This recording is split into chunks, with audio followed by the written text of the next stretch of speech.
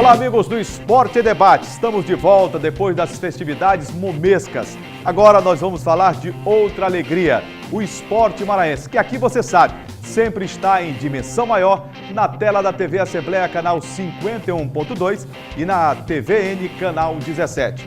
Gente, o Esporte e Debate de hoje está simplesmente imperdível e você vai ver.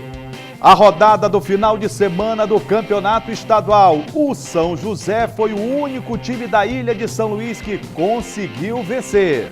Os detalhes do jogão entre Sampaio Correia e Ceará Sporting, que levou a Bolívia querida à liderança do Grupo D da Copa do Nordeste. Você vai ver ainda uma entrevista exclusiva com o novo vice-presidente da Federação Maranhense de Voleibol, Mauro Câmara. E mais, uma matéria especial sobre a procura e os benefícios das artes marciais para a saúde física e mental. Tudo isso e muito mais você vai ver aqui no Esporte e Debate, que já está no ar.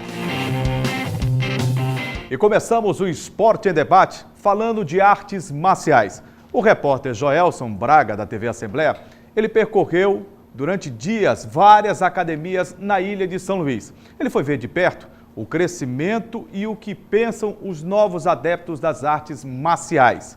Eles falaram inclusive sobre os benefícios para a saúde física e mental que essas modalidades trazem. Socos, chutes.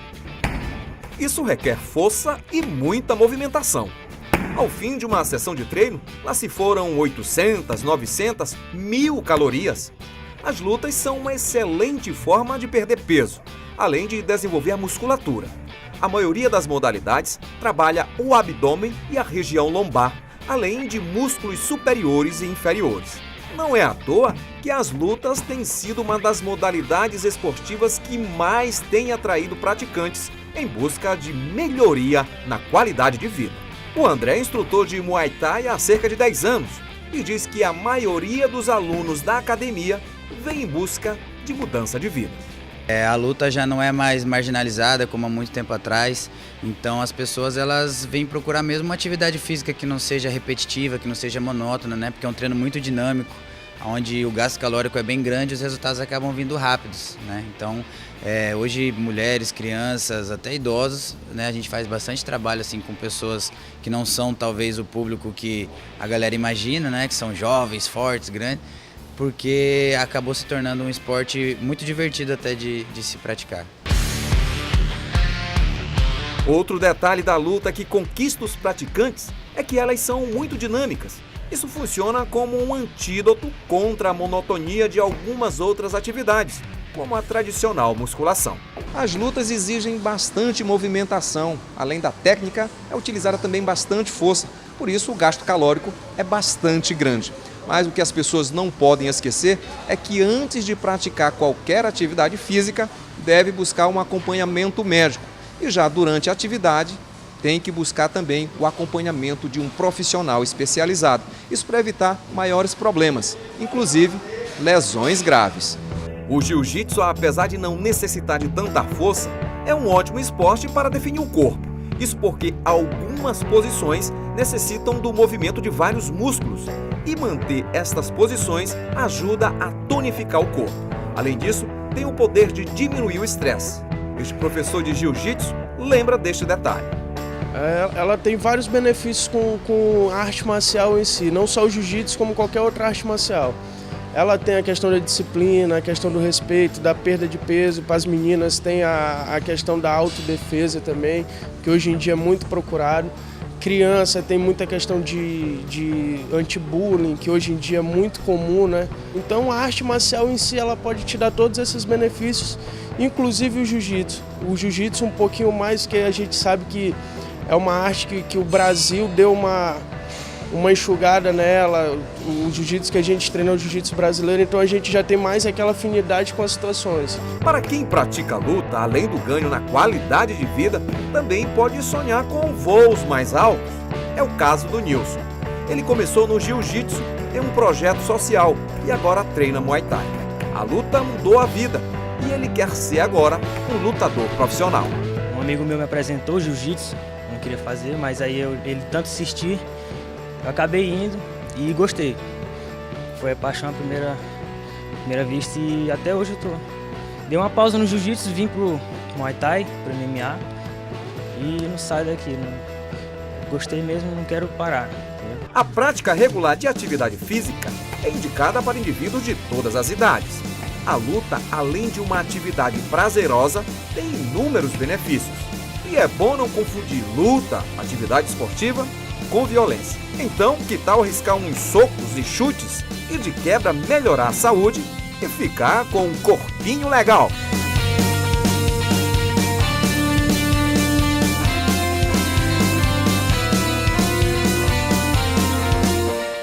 E muita gente tem procurado mesmo as academias para saber e participar também desse movimento das artes marciais.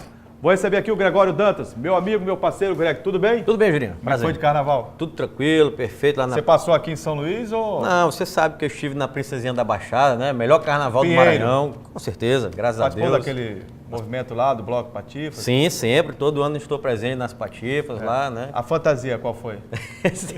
Esse ano foi uma fantasia especial de Pequena Sereia. Pequena rapaz. Sereia? Pequena Sereia. Mas esse Greg é fera, Carnaval, rapaz, sabe que carnaval. De patifinhas, isso aí? Patifas, o maior bloco de homem de vestido de mulher do mundo. Sabia disso, Julinho? Sabia. É, o maior do mundo. Esse ano disseram... De Você representou bem. Claro, de acordo com a polícia, deu mais de 100 mil pessoas, 100 mil homens vestidos de mulher. Com certeza. Agora, Greg, falando... Esporte, rapaz. De esporte. Esporte. Artes marciais. Vamos lá. Você viu aí que tem crescido, né? Tem, graças a Deus. Procura nas academias, o Joel se percorreu diversas academias, Exatamente. Conversou com adeptos, né? Exatamente, Julinho, é uma coisa até que eu fico feliz, né? Porque aqui no Maranhão, nós antigamente tinha uma restrição contra a diversidade, vamos dizer assim, a diversidade de modalidades, de modalidades que eram ensinadas, né, e praticadas. Com o crescimento dessa procura por artes marciais, principalmente, vou destacar aqui, o Muay Thai e o Jiu-Jitsu, né, que tem crescido demais aqui em São Luís. Inclusive, nós já fizemos várias matérias, até com professores de Muay Thai e Jiu-Jitsu, fizemos cobertura, Julinho, de eventos de MMA, né, que agregam todas essas modalidades, essas artes marciais. E o Joelson visitou 2 academias aqui de São Luís, né, pôde conversar com o André Bradar, que é um dos organizadores do evento do Bradar FC, que acontece aqui em São Luís já periodicamente. Aconteceu ano passado, nós tivemos a oportunidade de cobrir o programa Esporte e Debate.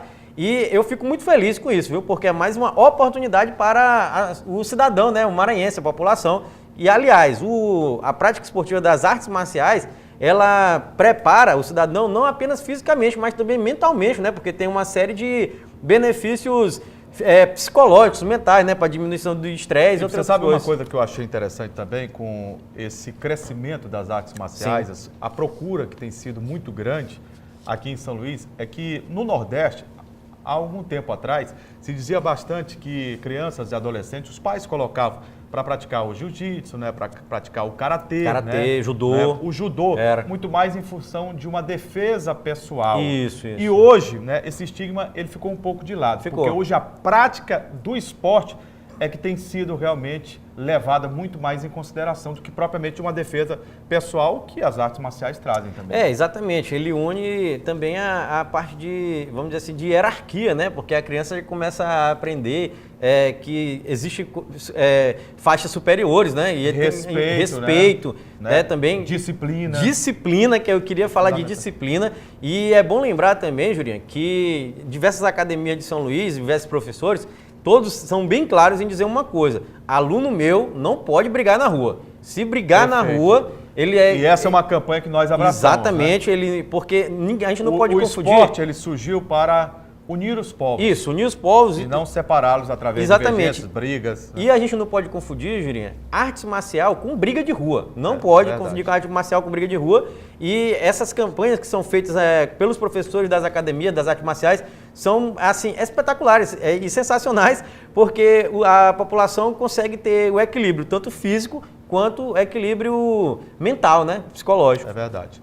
Depois do intervalo, uma entrevista exclusiva com o novo vice-presidente da Federação Maranhense de Voleibol, Mauro Câmara. Ele vai falar, entre outras coisas, do calendário esportivo de 2018 e do novo movimento que surge do voleibol do estado do Maranhão. Segura aí que daqui a pouco a gente volta.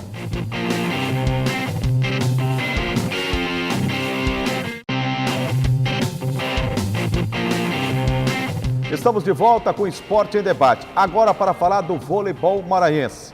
No último dia 31 de janeiro, aconteceu uma assembleia ordinária da Federação Maranhense de Voleibol. E nesta assembleia, houve eleição para o quadriênio, para um novo mandato. O presidente Edivaldo Pereira Biguá foi reeleito e fica à frente do comando do voleibol. A novidade na vice-presidência é de Mauro Câmara.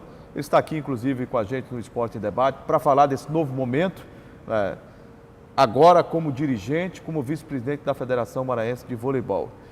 E que patamar você espera alcançar nesse novo momento da sua vida dentro do voleibol maranhense, agora como administrador, né? Você faz parte de uma diretoria com o Biguá. Eu recebi o convite do presidente da Federação de Biguá para a gente montar esse grupo, essa chapa, para a gente repensar esses próximos anos do voleibol. E a gente tem ideias muito boas. Então, eu estou aproveitando um pouco a minha experiência que eu já tenho também de dentro da federação e da própria Confederação Brasileira, né? Da experiência que eu tenho, de algumas coisas novas que a gente pode pensar para o voleibol maranhense, dentro das condições que nos é adequada, para a gente poder dar uma maquiada e dar realmente uma melhorada e poder proporcionar um melhor voleibol para o nosso estado. Ô Mauro, a gente vive uma situação, em termos de dirigentes, de confederações e federações do Brasil, que estão há muito tempo dentro do poder e no comando de federações e confederações.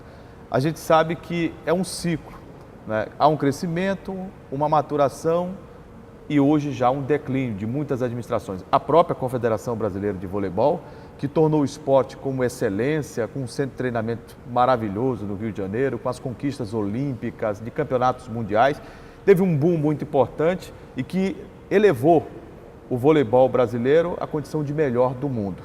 Mas, ao mesmo tempo, administrativamente, ela passou por um momento de degradação, de corrupções, e os casos estão aí para todo mundo ver. Você chega também num processo onde há uma necessidade de renovação dentro do voleibol maranhense. Você é um nome novo.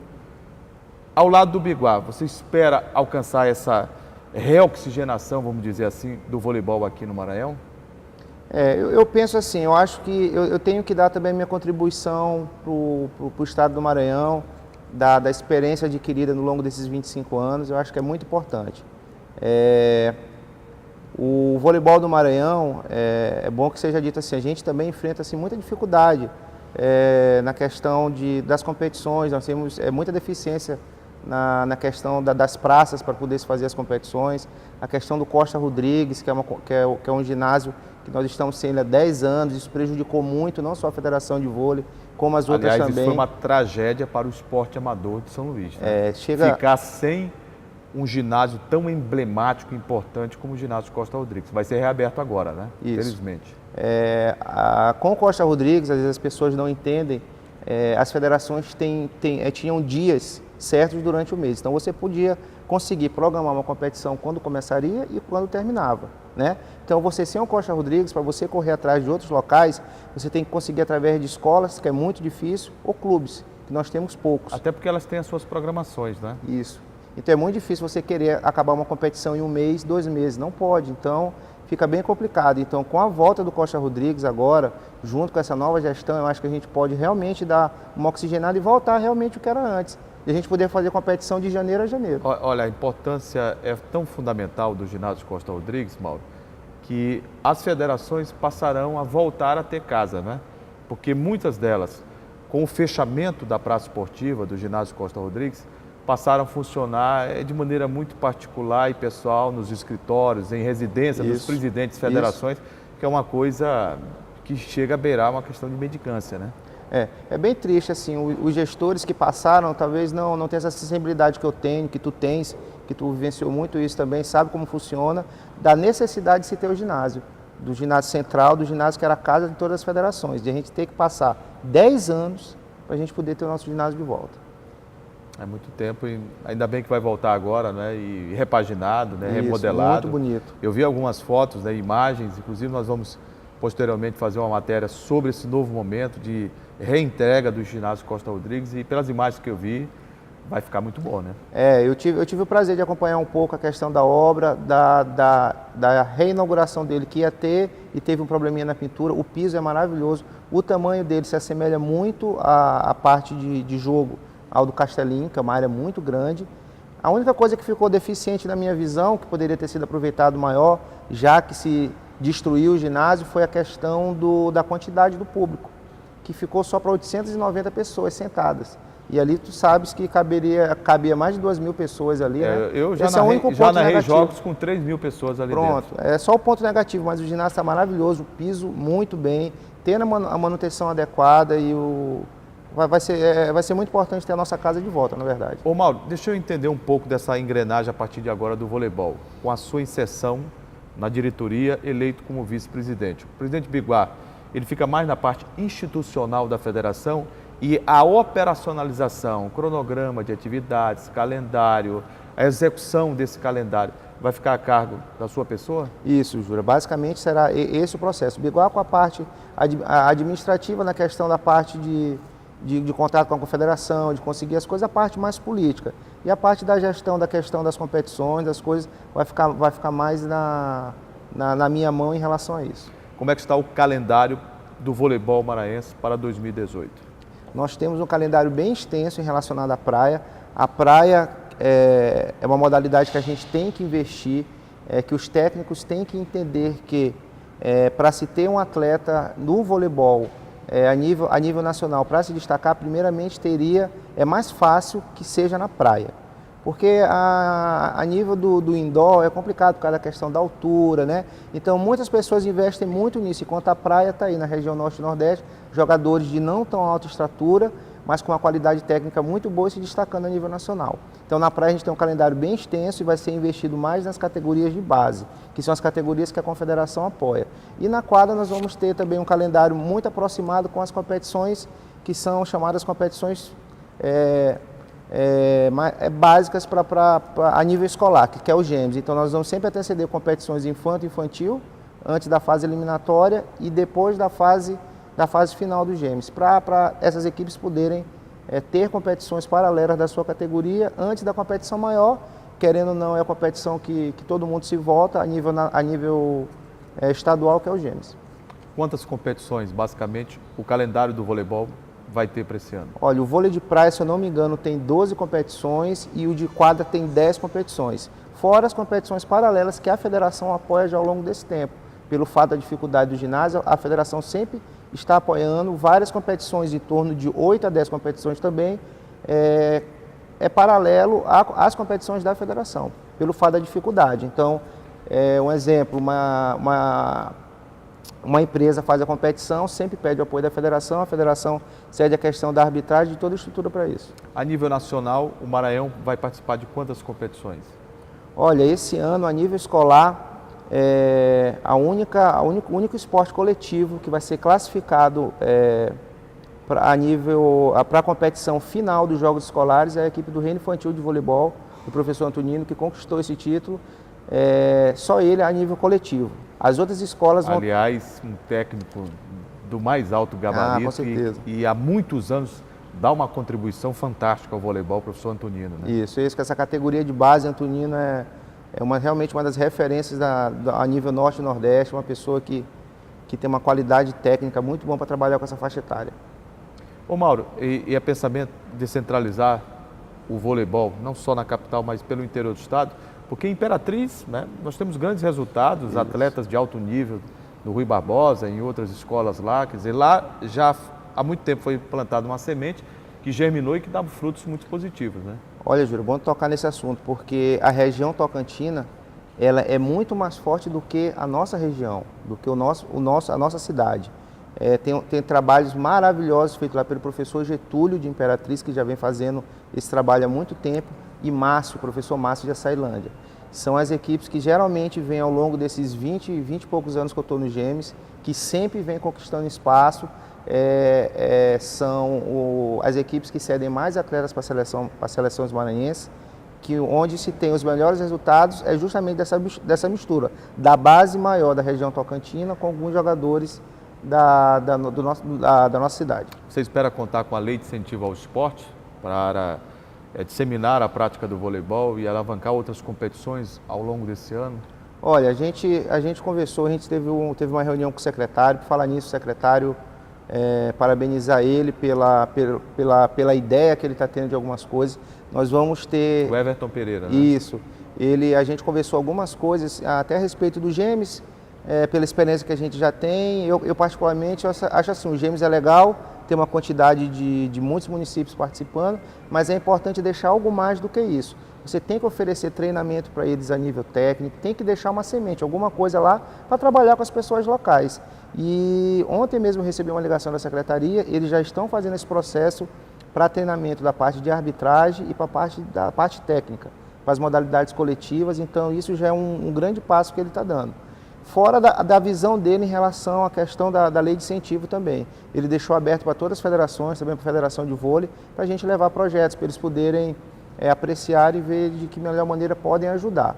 Um sonho que a gente tem novamente é poder, de repente, daqui a uns 2 anos ou um ano, tentar refazer aquela questão do Maranhão Vôlei, que para o nosso estado, a nível nacional, a confederação cobra muito. Para a Liga Nacional. Para a Liga Nacional. Nós fomos durante 2 anos, recorde de público nacional da Superliga. E o que está faltando para voltar com esse projeto? Olha, o projeto ele se encerrou de uma maneira não muito legal, né?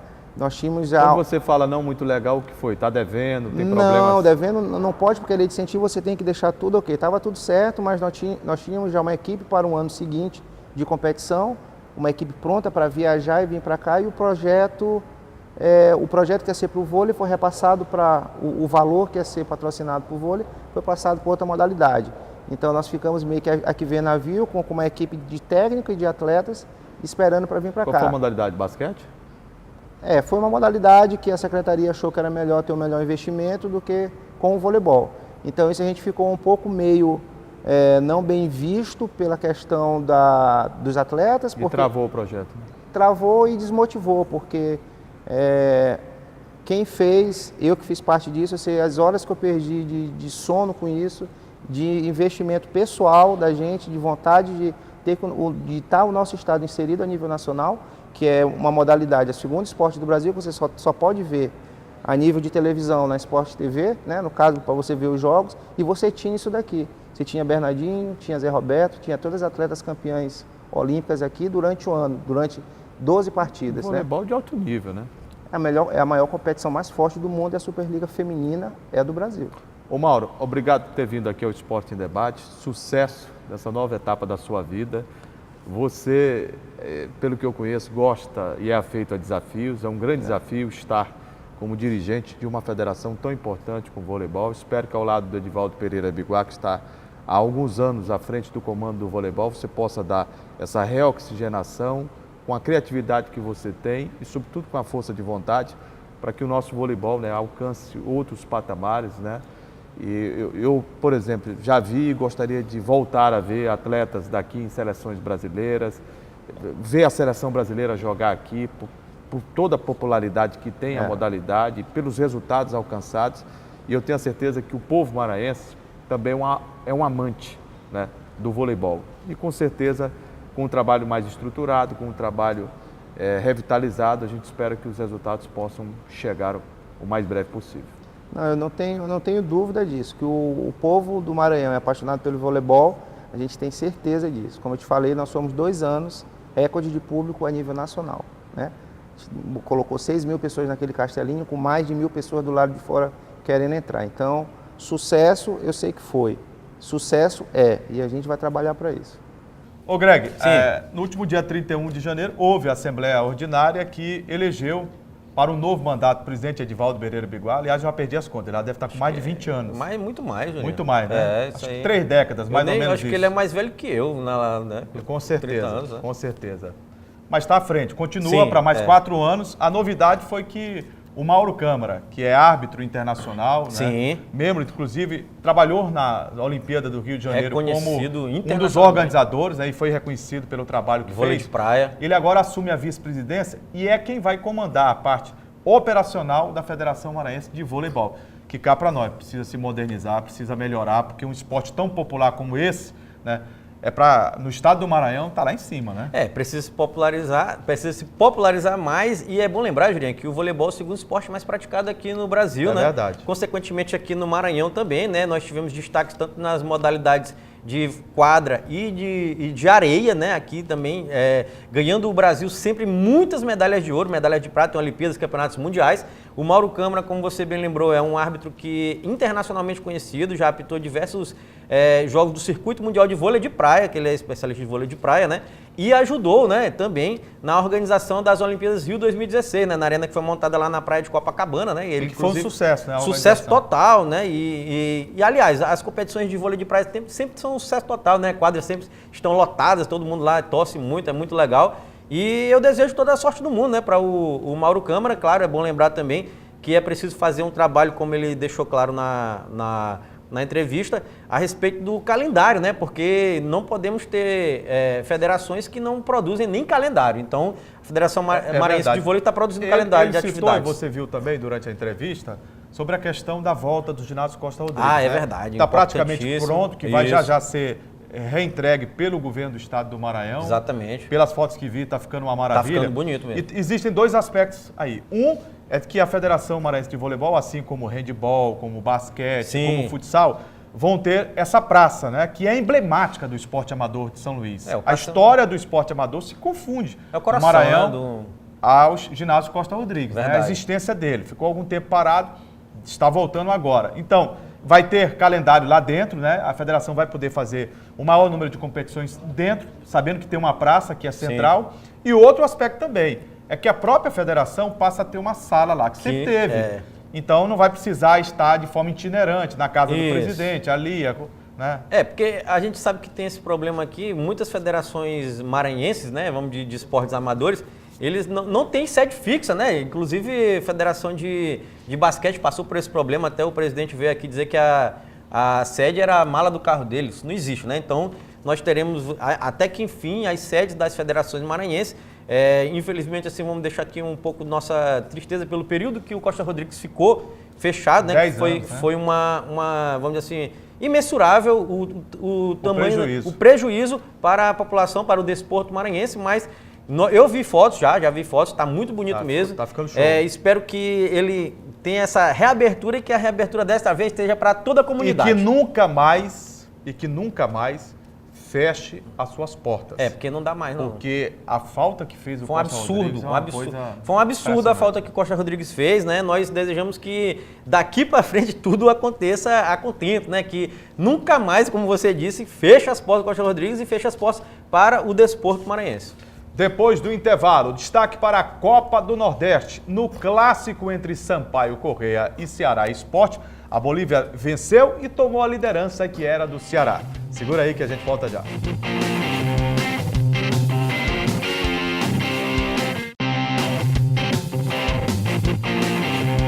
Estamos de volta com o destaque agora da Copa do Nordeste 2018, a chamada Lampions League. Na última quinta-feira à noite no Estádio Castelão, o Sampaio Corrêa recebeu o líder do grupo D, o Ceará Esporte Clube. A Bolívia precisava da vitória para assumir o posto de melhor colocado no grupo D da Copa do Nordeste. E foi isso que aconteceu. O tricolor bateu o Ceará pelo placar de 1-0. Veja na reportagem de Ronald II. A Bolívia Querida recebeu a equipe do Ceará em duelo válido pela primeira fase da Copa do Nordeste. A torcida mais uma vez não compareceu em grande público. Início de jogo, já aos 5 minutos, ataque em velocidade e após a defesa, na tentativa de William, Fumaça, sem marcação, perdeu a chance de abrir o placar. Em seguida, o Ceará tentou dar o troco, mas Andrei fez essa linda defesa. O time visitante permaneceu atacando. Rafael Carioca avançou pela esquerda, cortou para o meio e arriscou o chute.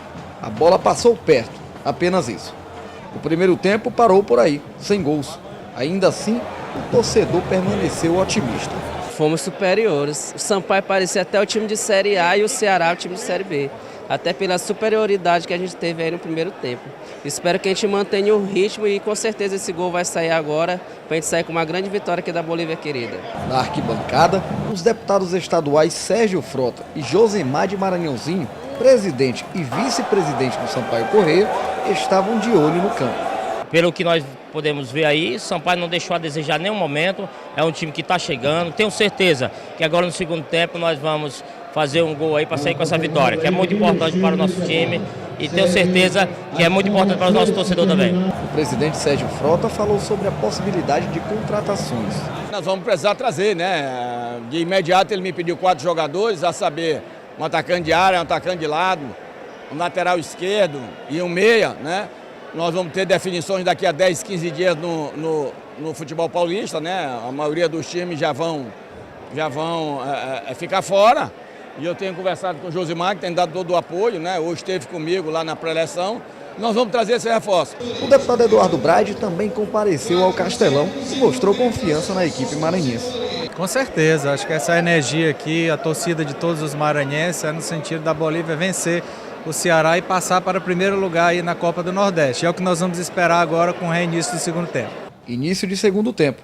O otimismo da torcida parece que contagiou o Tubarão, que voltou mais disposto. Já aos 5 minutos da segunda etapa, Yuri avançou em velocidade e deu a posse para o William, que chutou forte por cima do gol. Aos 20, finalmente o placar saiu do 0, após Fernando Sobral aproveitar essa boa jogada de Marlon pela direita. Sobral sozinho com Everson não contou conversa. Mandou para o fundo da rede, Sampaio 1, Ceará 0. Depois do gol, Andrigo ainda invadiu a área do Sampaio para tentar um empate. Chutou forte, mas não deu em nada. A partida ficou por aí. Vitória do Sampaio Correia por 1-0. E o otimismo prevaleceu. Com esse resultado, a Bolívia Querida vai a 7 pontos e assume a liderança do Grupo D na competição. Pela Copa do Nordeste, o Sampaio Correia precisa se preparar, já que enfrenta o Ceará fora de casa no próximo dia 10. Olha, quem não foi ao Castelão, e muita gente deixou de ir, Greg, porque um público foi... de 2.700 pagantes, pouco mais de 3 mil torcedores no estádio, para um clássico da envergadura de Sampaio e Ceará, quem te viu, quem te vê, né? Tá fraquíssimo. Mas o torcedor que foi, gostou do que viu. Sampaio fez uma bela apresentação, venceu por 1-0 e, entre todas as coisas, o melhor aconteceu, que foi assumir a liderança e colocou o Ceará para segundo lugar, né? Exatamente. Rapidamente falando sobre a questão do público, Julinho, também teve uma questão interessante, que esse jogo foi o jogo da televisão. O Esporte Interativo transmitiu esse jogo, então, além vamos dizer, da concorrência com a chuva, com o horário, quinta-feira à noite, né? Apesar de ser problema de transporte, apesar de ser um grande clássico que chama público, Sampaio e Ceará, mas a televisão transmitiu também, então vamos dizer assim... Aí o cidadão pensa 2 vezes, né? Tá chovendo de noite, 10 horas da noite. Vou correr algum tipo de risco? Isso, aí vou ficar em casa. Exato, vou ficar em casa e assistir em casa. Mas quem não foi, perdeu. Perdeu, porque a apresentação do Sampaio para mim foi excelente. Excelente a apresentação do Sampaio para mim. O Sampaio mostrou mais uma vez, Julinho, uma questão que desde o ano passado vem mostrando. Segurança no sistema defensivo. O Sampaio é um time que sofre pouco. Sofre muito pouco, Julinho. Assim, vamos dizer assim, oportunidade de gol para o adversário. O goleiro Andrei fez algumas defesas importantes, sim. No primeiro tempo, ainda a equipe do Ceará partiu para cima da equipe do Sampaio, mas já no segundo tempo o Ceará não veio, não mostrou que veio. Agora, eu observei, e você naturalmente deve ter percebido também, sim, a mudança de postura do Sampaio do primeiro para o segundo tempo. Sim. No primeiro tempo, o Sampaio, e isso é intencional, porque o Sampaio, cá para nós, ele tem uma certa dificuldade de propor jogo. Tem. Né? Aqui em São Luís, no Castelão. Então, o Ceará teve aquele chamado domínio falso. Ele teve mais posse de bola, exato, não agrediu tanto como deveria. Teve essas duas uma ou duas vezes no primeiro tempo em que o Andrei, inclusive foi falha do Andrei, ele subiu e fez uma defesa parcial e caiu no pé do Elton, né? Sim. Que de perna esquerda chutou e ele praticou uma grande defesa no segundo lance. Sim, e depois exato, teve mais uma. Só. No segundo tempo, o Sampaio volta com força total, o Sampaio começa a buscar o jogo, o Sampaio dita as normas, fez 1-0 e até poderia ter feito mais gols. O Sampaio poderia ter feito mais gols, eu gostaria de ressaltar, concordo com você com essa sua análise, o Sampaio é um time que ele propõe pouco jogo, não só aqui dentro não, fora também, é um time que realmente espera. Mas fora é até compreensível, né? É compreensível. Você está na casa do adversário, pressão do torcedor, contra-ataque, não conhece as dimensões do estádio, gramado, né? Mas é um estilo de jogo que vem dando certo, né? Deu certo no ano passado, está dando certo esse ano. O Sampaio conseguiu essa vitória. Eu vou destacar a atuação de alguns jogadores nesse jogo, especificamente a atuação do Marlon, que para mim foi o melhor em campo. Também destaco a atuação do Fernando Sobral e que fez o gol da vitória do Sampaio, e a atuação do Yuri, esse volante Yuri aí que mostra pra que mim jogou muita bola. Jogou demais o volante Yuri ali no meio campo, distribuindo o jogo, o Marlon consciente. vem mantendo uma sequência, Isso. né? Mas esse Yuri como segundo volante, como ele se apresenta no jogo, né? E é um cara que ele não se esconde, ele sempre joga com cabeça erguida, distribui muito bem aquela saída de bola ali, a primeira bola, distribui muito bem o jogo. Acho que o Silva ele ainda deixa um pouco a desejar, assim, a César Sampaio, na minha opinião, poderia ser titular dessa equipe do Sampaio Corrêa, mas esses três jogadores aí, o Yuri, o Fernando Sobral que fez o gol e o Marlon, sem dúvida foram o destaque da partida. O interessante desse jogo aí, Juliano, é que com a vitória, o Sampaio chega à primeira colocação do grupo D, você já destacou na chamada da matéria, com 7 pontos, né, em 3 jogos, duas vitórias e apenas um empate, que foi na primeira rodada diante do CSA lá, jogando lá fora de casa. O Sampaio tem 77,8% de aproveitamento, saldo de gol de 5, gente. O Ceará está em segundo com 6 pontos, tem 2 vitórias e 1 derrota. O CSA tem um jogo a menos, junto com o Salgueiro, tem apenas 1 ponto, o Salgueiro não tem ponto nenhum. E fechando essa rodada, que é a terceira rodada da Copa do Nordeste, Grupo D, teremos, Juliano, no dia 21 agora de fevereiro, CSA e Salgueiro às 7h30 no Rei Pelé. Deve ser mais uma vitória do CSA, porque esse time do Salgueiro não existe. O Salgueiro está numa draga danada e o CSA mudou o técnico. Saiu o Flávio Araújo, né? Saiu o Flávio Araújo e o Salgueiro não existe mesmo. O Salgueiro perdeu 4-0 da equipe do Sampaio aqui. Aliás, 5-0 do Fluminense. O futebol pernambucano atravessa uma má fase. Uma má fase. Você vê o Sport foi eliminado. Eliminado pelo Ferroviário. Você vê o Santa Cruz eliminado. E o Náutico quase foi eliminado pelo Cordino. Tá uma coisa complicada. A situação não tá boa lá, não. Futebol de Pernambuco. Lembrando, Jurinha, que o próximo jogo do Sampaio, pela 4ª rodada da Série D, vale lembrar também que é uma rodada, que essa primeira fase é a rodada de espelho, né? Então, o último jogo foi Ceará e Sampaio, então o primeiro jogo do segundo turno será Ceará e Sampaio. Só que lá no Castelão de Fortaleza, no dia 10 de março, portanto tem muito tempo para preparação. Às 4 horas, sábado, 10 de março, 4 horas da tarde, lá no Castelão de Fortaleza, Ceará e Sampaio. É verdade, o Sampaio volta a jogar nesse meio de semana pela Copa do Brasil contra o Paraná. Exato. 21h30. 21h30. No Estádio Castelão. É outro jogo esse aí. É verdade. Agora vamos destacar o Campeonato Maranhense. A 4ª rodada da fase de classificação aconteceu no final de semana. Foram 2 jogos no sábado e 2 jogos no domingo. Começamos falando de sábado. À tarde, no Estádio José Corrêa, em Bacabal, o Maranhão Atlético Clube, conseguiu uma proeza. Perdeu para o Lanterna, do campeonato. Tem coisas que só acontecem no Maranhão, né? 1-0, gol de Dendes, 25 minutos do primeiro tempo.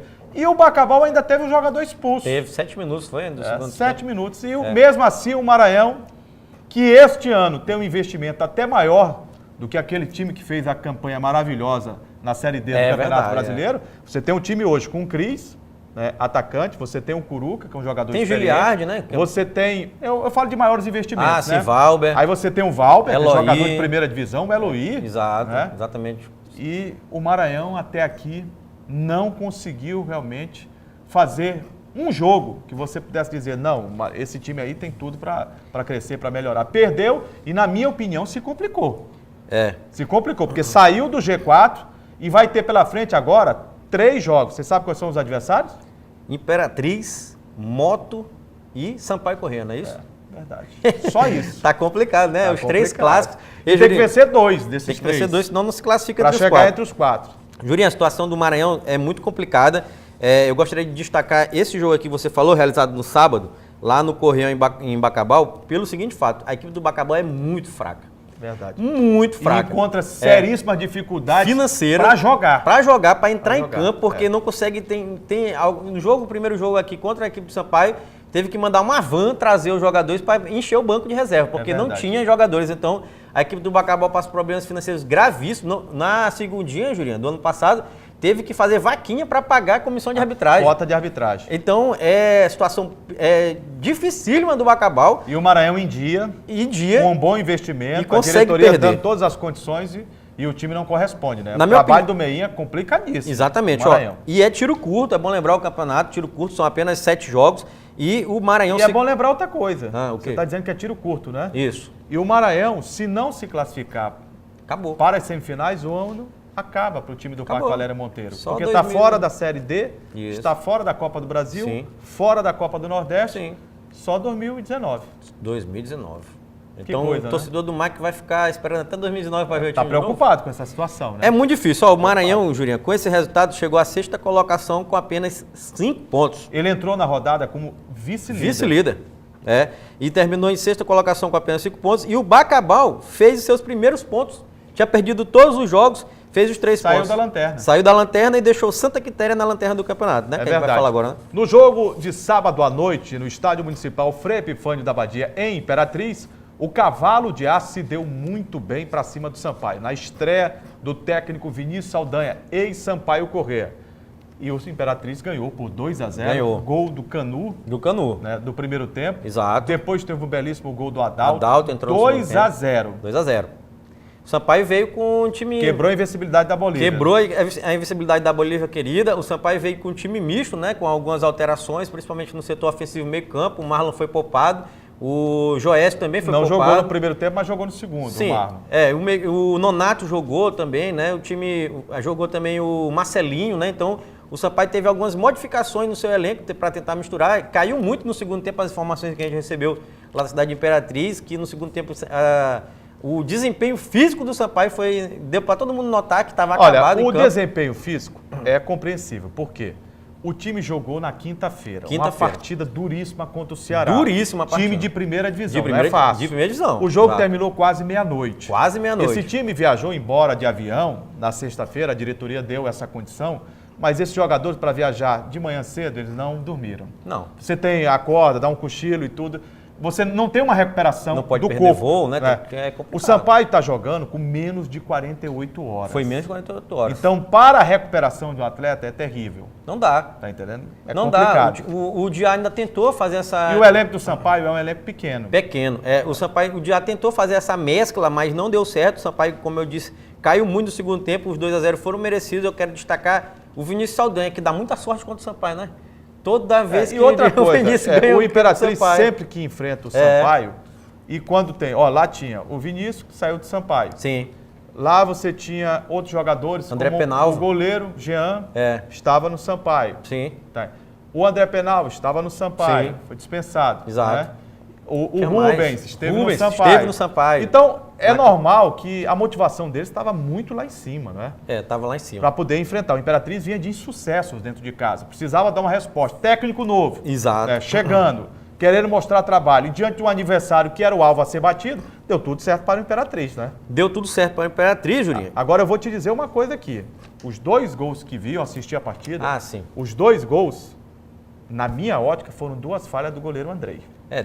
Foram 2 bonitos gols, né? O primeiro, sem tirar nenhum mérito, porque o Canu pegou muito bem. Exatamente. De perna esquerda. Mas, ele num lance, inclusive, subsequente a este, ele saiu para fechar o ângulo, fez correto e conseguiu. Essa ele ficou esperando no gol. O Ricardo é goleiro, tá me olhando aqui no estúdio. É goleiro. Sabe, ele deveria ter saído para fechar o ângulo, ele não saiu. E quando ele caiu para fazer a defesa, ele caiu como se a bola fosse a meia altura, ela foi no ângulo. Então, houve um erro de percepção da jogada e tempo de bola. O segundo, quem conhece futebol sabe. Cobertura. Ali na entrada da grande área, o goleiro não tem que ficar na entrada da pequena área. Quando o lance... Não é isso, Ricardo? O Adalto estava ali na meia-lua da grande área. Ele poderia chutar a gol. Poderia. E o goleiro fazia o que ali na risca da pequena área? Deu oportunidade. Não dava. Quando ele tentou voltar, não dava. Era. Quer dizer, erro de colocação dele. Foi. Tá entendendo? Bom goleiro falha, é ser humano. Falha normal. Tá entendendo? Mas que pra mim, ele nos 2 lances... Juraci, mas ele poderia estar dentro do gol e não pegar. Poderia. Mas a colocação dele não me parece a mais correta nos 2 lances. Diminuir as possibilidades, né? Para mim, no segundo gol, o erro foi mais grave, vamos dizer grave. assim. Também mais grave porque o goleiro, ele tem que ter o tempo, a noção de espaço, né? Para saber quanto que ele pode sair ou não. Ou se ele tem que sair ou não. E ele não é para duvidar do atacante ali se ele vai chutar ou não. Ele tem que imaginar que ele vai chutar. E tem que decidir. Tem que tomar a decisão rápida, exatamente. né? O momento é muito rápido. Jurinha... E outra coisa eu não entendi, se você me permite. Fale. Olha, se o Francisco Diá, ele não viaja com a delegação do Sampaio, se ele fica com alguns jogadores em São Luís para fazer um trabalho, ou para já esperar esse grupo no domingo pela manhã, eu aceitaria plenamente. Agora, por que ele foi para a viagem e ficou lá em cima no camarote observando e não foi comandar o time na área técnica? Isso eu não entendi. E no futebol, humildade, respeito ao adversário, tá entendendo?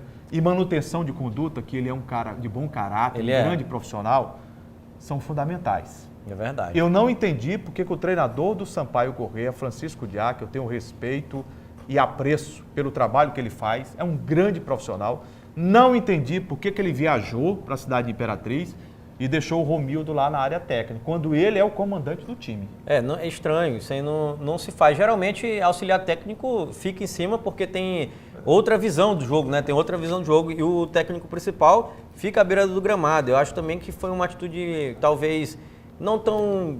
Uma atitude, vamos dizer assim, na verdade, uma atitude incorreta. Foi uma atitude incorreta do Francisco Diá, vamos dizer assim, todo o departamento de futebol, do outro lado tem um Imperatriz. Imperatriz, por tudo aquilo que representa para o futebol, tem que já foi 2 vezes campeão do estado.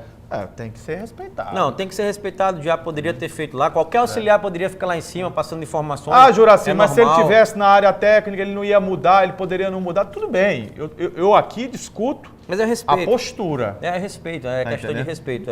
Aqui eu falo sobre a postura, até porque ele é um grande profissional, eu não tenho dúvida disso. Já mostrou isso. E é um profissional que, por várias vezes, demonstrou até humildade, né? Sendo muito simples. E é uma atitude estranha. Eu acho que a diretoria do Sampaio poderia rever, né, situações como essa e o Diá poderia sempre ficar ali. Vai lá para a área técnica, fica depois lá, você descansa. Isso, descansa no hotel, dorme lá e tal. Juliano, rapidinho, só lembrando que essa foi a primeira vez que o Imperatriz venceu, viu? Lá no Frei da Badia. E uma grande vitória. vitória. O público foi, viu? Não lotou, mas tinha uma boa presença de público. E em contrapartida, foi a primeira derrota do Sampaio na temporada, não só no Campeonato Maranhense, na temporada 2018. É verdade. Olha, no domingo mais 2 jogos aconteceram. Em Barra do Corda, no estádio Leandrão, o Cordino de Ulisses venceu o jogo por 2-1. O Moto conquistou o empate. E esse empate foi importantíssimo para o Papão do Norte, porque vem de uma série de problemas financeiros, a diretoria conseguiu pagar, né, parte do que estava devendo ao grupo de jogadores do Moto, deu essa tranquilidade, e o Moto dentro de campo correspondeu, teve até chance de ganhar. O Ulisses, mais uma vez, fez 2 gols, comandou a equipe do Cordino, lá dentro a gente sabe que é muito difícil bater o Cordino, pela dimensão, por um gramado ruim, né, aquele gramado do estádio Leandrão lá. Péssimo. Eles conhecem tudo, treinam, jogam ali dentro, e o Moto conquistou, na minha opinião, um resultado de empate, que faz hoje com que o Papão do Norte seja o único invicto no campeonato. É verdade, Juninho, o jogo terminou 2-2, a equipe do Cordino vencia, se eu não me engano, Julinho, eu até separei aqui o jogo, rapaz, até os 31 do segundo tempo. 31 do segundo tempo, a equipe do Cordino venceu por 2-1 e o empate veio do Moto com o Bruno Menezes, né, que fez o gol de empate, o 2-2. É bom lembrar mais uma vez que o Ulisses faz mais gols, né, mais gols ainda. O Ulisses é um verdadeiro destaque, né? E a média dele lá na cidade de Barra do Corda é impressionante. É impressionante, o resultado foi muito importante para a equipe do Moto Clube do Maranhão, porque o Moto conseguiu esse empate fora de casa. É muito difícil jogar, como você lembrou, com o Cordino lá no Leandrão, em Barra do Corda. Eles conhecem aquilo ali como a palma da mão. O Moto chega na 4ª colocação, tem 6 pontos, né? E é a única equipe invicta, rapaz. É a única equipe invicta no Campeonato Maranhense de 2018. O Moto, Julinho, ele tem na próxima rodada um jogo fora de casa novamente contra a equipe do Bacabal, né? A equipe do Bacabal. Vai ser no sábado, 3h45 no estádio José Corrêa. É fundamental esse jogo para o Moto buscar a classificação para as semifinais. E é um jogo que... É um jogo chave. E é um jogo que também o Moto tem possibilidades reais de conseguir a vitória, apesar do Mac ter conseguido perder do Bacabal lá, mas o Moto tem sim possibilidade real de conseguir essa vitória e se consolidar dentro do G4 da competição, né? Tem mais um jogo aqui, né? Tem um jogo aqui do Santa Quitéria, São José. Verdade. E a surpresa agradável da rodada foi no estádio da cidade de Santa Quitéria. Exatamente. No estádio Rodrigão. Imagine só você, o São José, o Peixe Pedra, com o show do Tietê, ele fez 3 gols e levou o Peixe Pedra a faturar uma vitória de goleada, Greg. 4-0 foi o placar. Domingo. E com o resultado, o São José não só faz parte do G4, do filé da competição, mas está de olho na liderança, inclusive. Exato, é o vice-líder da competição, São José, né? Em 4 jogos tem 2 vitórias, 1 empate e 1 derrota. Chega esse 4-0, 3 gols do Tietê. O Santa Quitéria perde mais um jogo. Eu tinha uma dúvida no Campeonato Maranhense até esse momento, que era saber qual era a pior equipe. Se era o Bacabal ou o Santa Quitéria. Agora complicou ainda mais, porque o Bacabal não tinha nenhum ponto, né? Tava com 3 jogos. Já tem 3. O Santa Quitéria tem apenas 2 pontos, Juliano. 2 derrotas e 2 empates. Então Mas essa briga promete ser acirrada. Promete. Na parte de baixo da tabela. Isso. Bacabal e Santa Quitéria, você sabe que cai. Só um cai. Isso, vai cair. E vai ficar, eu tenho a impressão que entre os dois. Eu também acho que vai ficar entre os dois, entre o Bacabal e Santa Quitéria, para saber qual era o pior time entre os dois. O Bacabal, a gente já falou, tem esses problemas financeiros gravíssimos, até de conseguir entrar em campo. Mas uma vitória como essa, pode ser que a classe empresarial, o Lambal tá à frente. Rapaz, chegue lá e vamos olha aí, o time ganhou, Bacabal, o Maranhão tem chance de escapar. Então. Isso, tem chance de pode escapar. Ser, vamos ver se sensibiliza, né, o poder público lá, a classe empresarial, porque a praça de Bacabal é uma excelente praça. Sim. O Bacabal, eu não me canso de dizer, foi a primeira equipe do interior a ser campeão, título, em 1996. Exato. É um clube que tem história, é simpático. E não pode ficar com uma praça dessa, você abrir mão de uma praça como o Bacabal. Né? Não pode. Eu queria aqui desse jogo ainda do 4-0 do Santa Quitéria em cima do São José em cima do Santa Quitéria, lá em Santa Quitéria, queria destacar, Julinho, que o São José também, assisti alguns jogos do São José nesse ano, também não é uma equipe que não tinha nada demais, viu? Nada demais, ou seja, a situação desse time do Santa Quitéria aqui deve estar terrível. Muito difícil, muito complicada. Eu separei aqui, Julinho, alguns jogos da próxima rodada do Campeonato Maranhense, da quinta rodada. Será a quinta rodada. Isso, no sábado, gente, dia 24 de fevereiro, às 3 horas e 45 minutos, como o Julinho já falou, teremos Bacabal e Moto lá no Correão. Também no sábado, lá no Frep Fundo da Abadia, às 7h30 da noite, teremos Imperatriz Santa Quitéria, né? Mais uma chance do Imperatriz conseguir mais 3 pontos, né? E aí afundaria de vez essa equipe do Santa Quitéria, né? Se ganhar esse jogo. No domingo teremos no Dário Santos, lá o Moropóia, lá em Ribamar, São José e Cordino, 3 horas e 45 minutos. E encerrando, Jurinha, dia 25, Castelão, 4 horas da tarde, o Samará. Esse jogo, Sampaio Correia e Maranhão Atlético Clube, ele pode até, inclusive, ser antecipado para o sábado. Isso. Né? Para as 18 horas do Estádio Castelão, em virtude de um pedido aí da televisão. Mas por enquanto ainda está nessa hora. A tabela marca para domingo. Domingo, 4 horas e tal, pode ter sido antecipado, se a televisão comprou os direitos. Aqui não. Pô, Greg. O quê, rapaz? Aqui no Maranhão, televisão não compra direito televisivo. Televisão recebe para fazer. Ganha? É ao contrário, né? Mas aqui tudo. Que... No futebol do Maranhão tudo é diferente. Tudo pode acontecer, né, Juliano? Inclusive nada. Inclusive nada. Já tinha um poeta dizer isso aí. Pode acontecer tudo, inclusive nada. Galera, é isso o Campeonato Maranhense aqui. O Juliano já... Primeira colocação aqui, ó. Sampaio Correia, galera. 7 pontos em 4 jogos. São José... Sampaio tem 3 gols de saldo. Exato. 3 gols de saldo, 58,3% de aproveitamento. No desempate está na frente do São José, que também tem 7 pontos.